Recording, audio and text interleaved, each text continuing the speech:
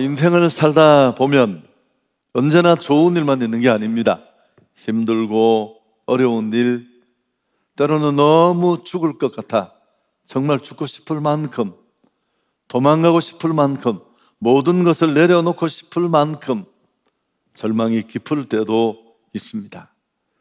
그러나 항상 고난이 문제가 아니라, 고통이 문제가 아니라 그 고통을 어떻게 받아들이느냐는 우리의 태도가 더 많은 것들을 결정짓습니다.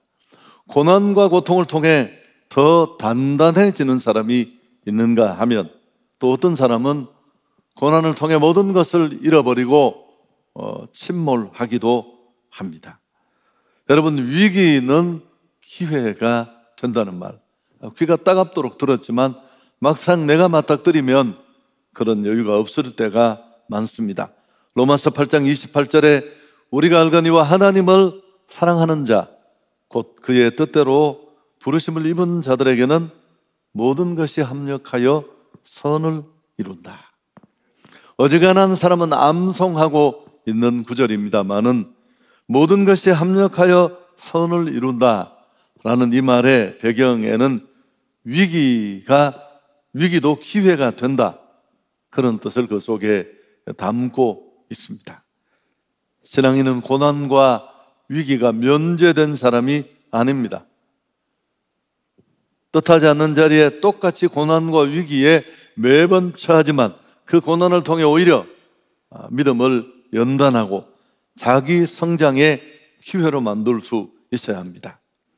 우리가 확실한 믿음만 있으면 얼마든지 이런 변화를 만들 수 있습니다. 오늘 본문은 다윗이 골리앗을 잡은 그런 내용을 담고 있습니다. 이 속에는 위기를 기회로 만드는 지혜가 있고요, 일상 속의 구원만의 믿음이 아니라 문제를 맞닥뜨렸을 때 믿음은 어떤 모습으로 반응할 수 있는가도 잘 보여줍니다.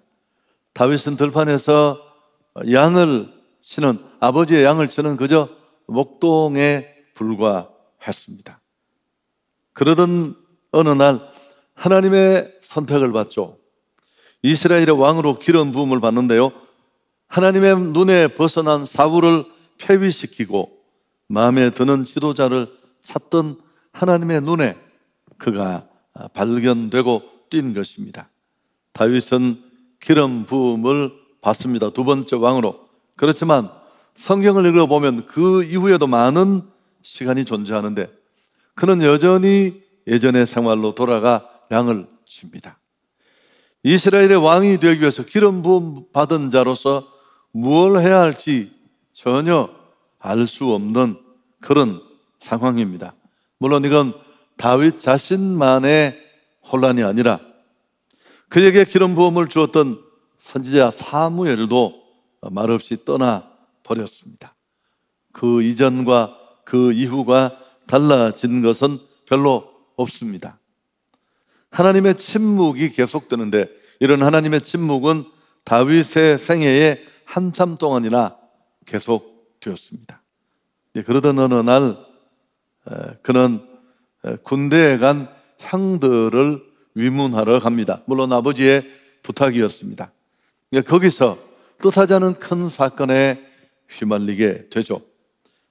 다윗이 엘라 골짜기에 형들을 보러 도착했을 때 사울 왕까지 그곳에 나와 있었습니다. 그만큼 전투의 상황이 걷잡을 수 없다는 것을 보여주는데 이스라엘과 블레셋 사이에 전쟁이 벌어졌고, 그 당시 전쟁은 그랬습니다. 서로 무리를 짓고 마주 보면서 심리전을 펴고 기싸움을 하고 있었습니다. 놔보라고 호언장담을 일삼으면서 이런 심리전이 40일째 이 골짜기에서 이어지고 있었습니다. 우리가 잘 알듯이 블레셋 진영에서는 골리앗이라는 거인이 나와서 온 이스라엘을 몰아붙이고 있습니다. 6척이나 되는 큰 키에 중무장을 하고 전쟁터에서 잔뼈가 굵은 그는 말 그대로 용사였습니다.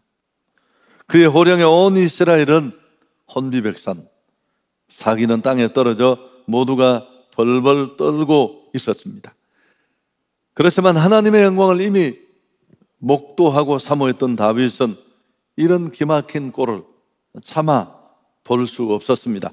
비록 소년에 불과했지만 골리앗과의 일전을 불사하기 위해서 앞으로 튀어나갑니다. 여러분, 오늘 이 다윗이 골리앗과 맞닥뜨리는 사건은 전혀 예상치 못했던 위기라고 말할 수 있습니다. 그러나 이 문제를 뛰어넘으면서 오히려 이 위기는 기회로 역전되었다는 것을 우리는 알고 있습니다. 이 골리앗과의 전투를 승리로 이끌면서 그는 군대 장관이 되고 하나님의 계획에 한 걸음 더 성큼 다가가게 됩니다. 온 그 전쟁을 지켜보던 백성들의 눈에 그는 비로소 지도자로 자리매김하게 되었을 것입니다. 여러분, 이런 위기를 통해 오히려 변화를 만드는 일은 어떻게 가능했습니까? 앞에도 말했지만 당연히 믿음입니다. 믿음. 오늘 이 다윗의 승리와 반전은 전적으로 믿음의 승리였습니다. 여러분, 우리가 우리의 신앙인됨을 드러낼 수 있는 방법도 직분이나 커리어나 연조가 아니라 믿음입니다. 성도는 철저하게 믿음으로 인정받고 위기를 극복하는 승리도 하나님을 기쁘시게 하는 것도 믿음에 있습니다. 믿음이 무엇인가? 믿음은 어떻게 반응하는가? 믿음은 상황 앞에 어떻게 대처할 수 있는가? 이걸 가르쳐 주기에 오늘 이 골리앗과 다윗의 싸움보다 더 좋은 교본은 없습니다. 앞에도 말했지만 그냥 그는 목동이었습니다. 아버지가 시키는 일을 성실하게 진지하게 감당하는. 그렇지만 그 목동인 시절부터 그는 하나님을 믿었고 하나님을 지극히 사랑했고 또 그는 하나님으로 가득했습니다. 여러분, 이건 그가 종교인이 아니고 신앙인이었다는 것입니다. 나이를 초월해서 하나님을 향한 그의 믿음과 사랑에는 불순물이 요만큼도 없었습니다. 하나님은 그래서 그를 엄청나게 축복하시고 들어 쓰셨고 우리 모두가 닮고 싶어하는 그런 롤 모델이 된 것입니다. 오늘 모두가 쩔쩔매는 이 골리앗 앞에서 속수무책으로 떨고 있을 때 그들을 향한 다윗의 외침, 이스라엘을 향한 다윗의 선포를 보십시오. 26절에 이 할례받지 않은 블레셋 사람이 누구이기에 살아계시는 하나님의 군대를 모욕하겠느냐. 36절에도 나옵니다. 주의 종이 사자와 곰도 쳤은즉 살아계시는 하나님의 군대를 모욕한 이 할례받지 않은 블레셋 사람이리까. 모두가 엘라 골짜기에서 쩔쩔매고 있을 때 이 상황을 참아 보지 못한 다윗이 내뱉은 말입니다. 그가 이런 아주 대단한 고백을 쏟아내며 일전을 불사할 각오를 불태울 수 있었던 이유는 믿음이라고 했습니다. 그런데 다윗의 믿음의 실체에 들어있는 내용이 뭐냐 하면 오늘 26절, 36절에도 분명히 표현되고 반복되었습니다마는 그는 살아계신 하나님을 믿었습니다.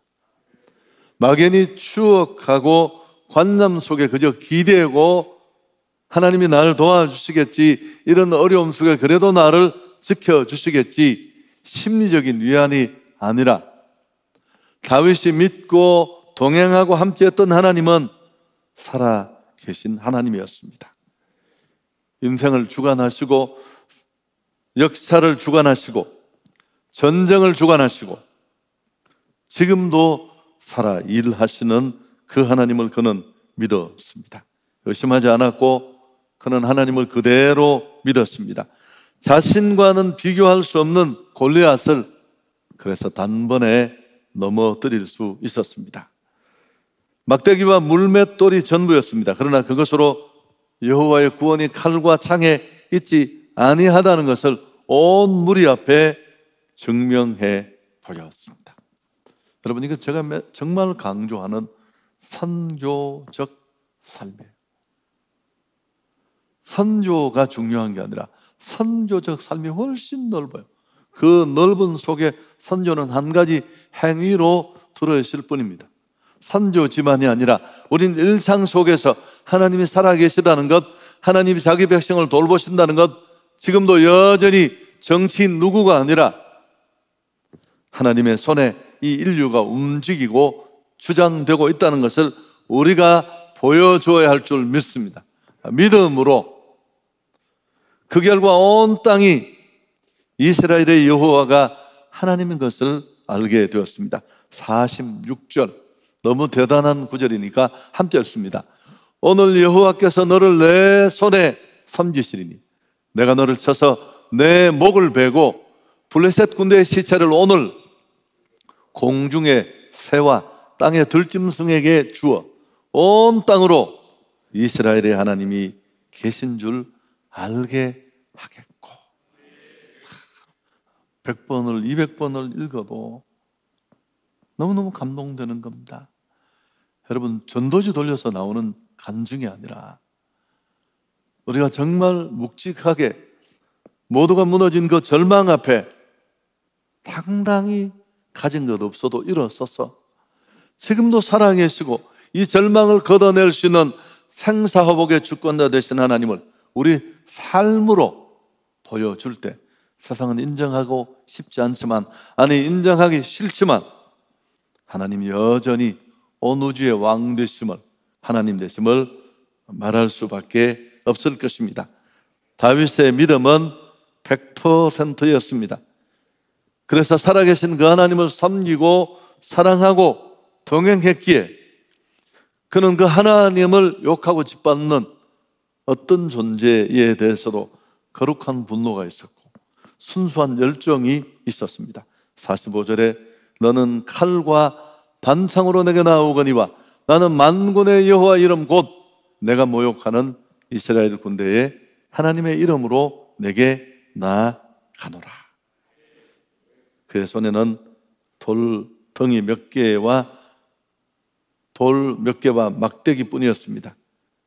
그렇지만 그는 얼마든지 승리할 수 있었는데요.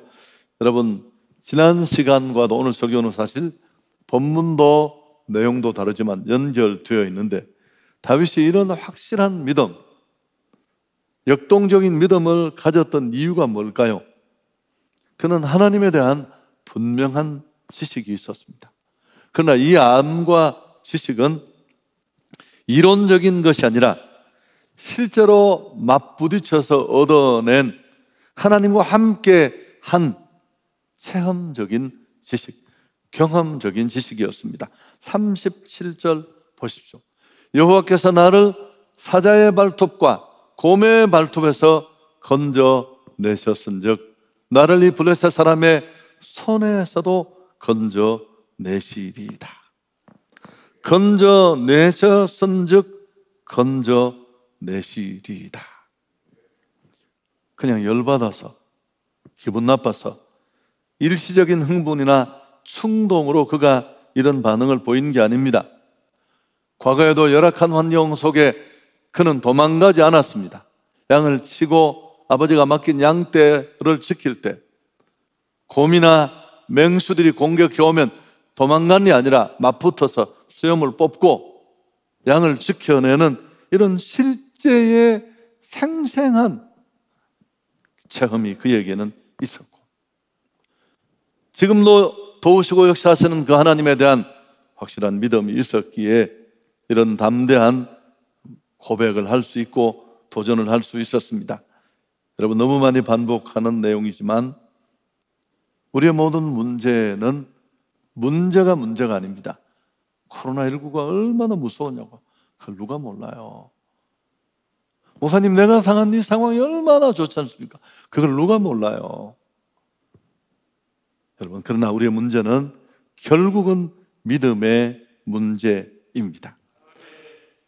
나를 짓누르고 압박해오는 우리는 어떤 거인을 만나도 이런 생생한 믿음으로 맞서면 뒤집을 수 있습니다. 근데 급한 일을 딱 만나면 우린 기억해야 할 것은 잊어버리고 망각해야 할 것만 떠올립니다. 과거에 나와 함께 하신 하나님, 살아계신 하나님은 온데간데 없고 눈에 보이는 상황과 문제에만 꽂혀서 크게 보고 어떻게 이 문제를 풀어가야 될지 길을 잃어버릴 때가 많습니다. 근데 중요한 것은 이런 믿음의 담력은 하루아침에 만들어지지 않습니다. 이게 헛새도 아니고 억지도 아니거든요. 그냥 신념으로 믿습니다. 된 소리 발음하면 끝나는 게 아닙니다. 믿음의 능력은 키워지는 거예요. 사여지는 것이고 경력이 있어야 돼요. 기록이 필요합니다. 도망가면 안 돼요. 타협하면 안 돼요. 그냥 붙어야 합니다. 야구 선수들에게 타율이 늘 따라다니잖아요. 투수에게 몇 승 했느냐는 건 늘 따라다녀요. 여러분, 그 기록은 그가 좋은 날만이 아니라 위기를 만났을 때 막 돕는 야수들은 실수를 하고 에러를 범하고 홈런을 몇 방 맞고 그런 속에서도 견뎌내고 뒤집으면서 만들어진 승률이고 승리의 기록이기 때문에 그렇습니다. 어느 날 갑자기 믿음의 능력을 소유하는 사람은 아무도 없습니다. 야고보서가 뭐라고 했습니까? 야고보서 5장 16절에 의인의 간구는 역시 하나님이 크다. 유명한 구절인데 여러분, 여기 말하는 의인은 어떤 사람일까요? 구원받은 사람을 말하지만 그 이상입니다. 여기 말하는 이 의인은 오랜 신앙의 시간을 보내는 동안에 살아계신 그 하나님과 동행한 이런 실력과 경험이 있는 사람을 말해요. 체험적 신앙, 여러분, 이건 승리하는 신앙생활에 매우 중요해요. 사업도 그렇습니다. 목회도 마찬가지입니다. 신앙생활은 하나님을 알아가는 과정입니다. 제자훈련 받고 책상 위에서 이루어지는 알미 아니라 그런 지적인 소양도 필요하지만 그걸 기본으로 문제를 만나고 상황에 맞닥뜨렸을 때 도망가지 말고 삿발을 붙잡고 붙어서 실제로 약한 나를 뛰어넘어 일하시는 하나님을 경험한 축복과 간증이 우리 안에 켜켜이 사여야 할 줄 믿습니다. 오늘 이 다윗의 담대한 고백, 도대체 네가 누군데 살아계시는 여호와 이름을 모욕하느냐? 난 참을 수 없다. 그분이 여전히 살아계심을 오늘 증명해 보일 것이다. 그리고 그 어마어마한 적을 향해 맞부딪혔던 다윗을 한번 생각해 보십시오. 그의 그런 변화를 만드는 힘은 그의 하나님은 살아계셨습니다. 다윗은 골리앗과의 전투에 승리함으로 입지가 더 견고해졌습니다. 무너진 게 아니라 기름 부음을 받았지만 암암리에 어떻게 길을 찾아야 할지 모르는 그에게 오히려 온 이스라엘의 지도자로 주목받게 했고, 다윗에게 있어서 이 위기와 문제는 등용문이 된 것입니다. 하지만 만일 이 전투에 패배했다면, 도망갔다면 간증도 영광도 없습니다. 노예처럼 살았을지도 모릅니다. 여러분, 우리는 곳곳에 복병 같은 골리앗을 만납니다. 가정도, 부부 사이에도, 일터에도, 배움의 과정에도. 우리가 지금 온 지구촌에 당하는 이 코로나, 딱 골리앗 아니겠습니까? 어떤 현대의학 과학으로도 풀어내지 못하는, 됐는가 싶었는데도 뒤통수를 맞고, 그래서 곳곳에 우리는 이런 삶의 여정에 골리앗을 만나게 됩니다. 우리를 막아서는 것, 조롱하는 것이 그것입니다. 내가 믿는 신앙, 내가 하나님을 향해 보여주는 그 믿음을 일순간에 우습게 만들어버리는 것. 여러분, 두려워 떨게 하고 도망치고 싶게 하고 포기하고 싶게 하고 일어설 마음까지 짓밟아서 희망까지 빼앗아가는 골리앗 같은 것들, 우리 삶 주변에 곳곳에 있습니다. 그러나 오늘 다윗이 가졌던 이 믿음만 있으면 됩니다. 정말 하나님은 살아계시고 그 살아계신 하나님을 그저 설교 시간에 듣고 배운 게 아니라 내가 살아오는 동안 크고 많은 일들을 겪으면서 아무도 나를 돕지 않고 기댈 곳 아무것도 없을 때 믿음으로 맞서서 살아내고 승리하고 여호와 니시의 깃발을 꽂았던 그 커리어가 여러분에게 진짜 있다면 우리는 다시 이 문제도 뛰어넘을 수 있습니다. 작은 성공을 착실하게 준비하십시오. 그리고 그 믿음으로 맞서면 승리할 수 있습니다. 45절에 한번 보시죠. 다윗이 블레셋 사람에게 이르되 너는 칼과 창과 단창으로 내게 나오거니와 나는 만군의 여호와 이름 곧 내가 모욕하는 이스라엘 군대의 하나님의 이름으로 내게 가노라. 그럴 때 우리는 하나님의 영광을 볼 수 있습니다. 설교 정리하겠습니다. 마무리를 어떻게 할까 고민을 참 많이 했는데요, 한계란 한계 없는 사람들의 핑계다, 이런 글이 있었습니다.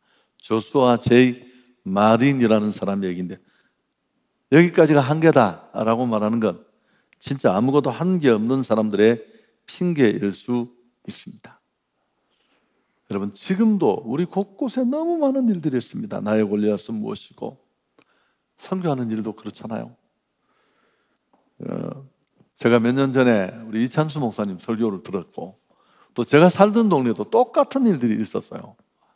그 얘기를 하면서 막 뭐 골리앗과 싸우라고 하니까 무슨 창이라도 빼서 막 달려가야 되느냐, 그렇게 생각하는데 실제적으로 우리가 믿음으로 문제를 어떻게 풀어내는가에 대한 답이 될 수 있습니다. 그 시애틀에 장로님 한 분이 계셨는데, 이분이 이제 카페 개업을 했어요. 근데 문제는 그분이 카페를 2층에 개업했는데 1층에 스타벅스가 들어오는 겁니다. 여러분, 이걸 딱 보면 어떤 생각이 떠오르냐요? 제가 목회하던 그 대구 코너에 카펠로라는 어마어마하게 큰 대구를 거점으로 하는 체인점이 꽤 많아요. 전 대구를 떠나고 알았습니다. 하도 음식을 맛없게 해서 설마 싶었는데 그게 사실이더라고요. 근데 그 앞에 조그마한 피자 곰터라는 정말 구멍가게요. 뭐 10평 될까요? 이분이 예수 믿는 분이었습니다. 제가 섬기동교회 가끔씩 자기 교회 못 가면 예배 드리러 와서 제가 한번 피자도 먹으러 갔는데 그러더라고요. 목사님, 이 싸움은 다윗과 골리앗의 싸움입니다. 정말 피자 카펠로가 문을 닫았어요.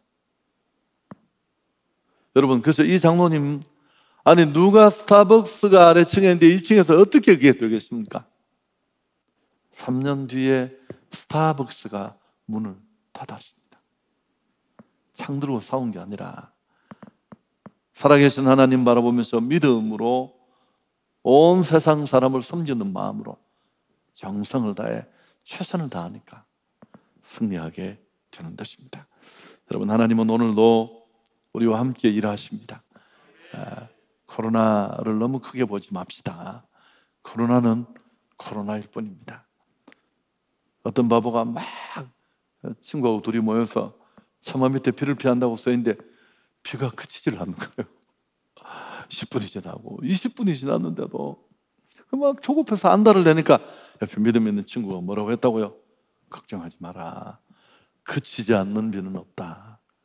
여러분, 더 크신 하나님이 계시고 이 위기도 지나가게 되고, 문제는 그동안에 우리가 어떻게 믿음으로 살고 반응했느냐 하는 것들이 다 기록으로, 실력으로 남게 될 것입니다.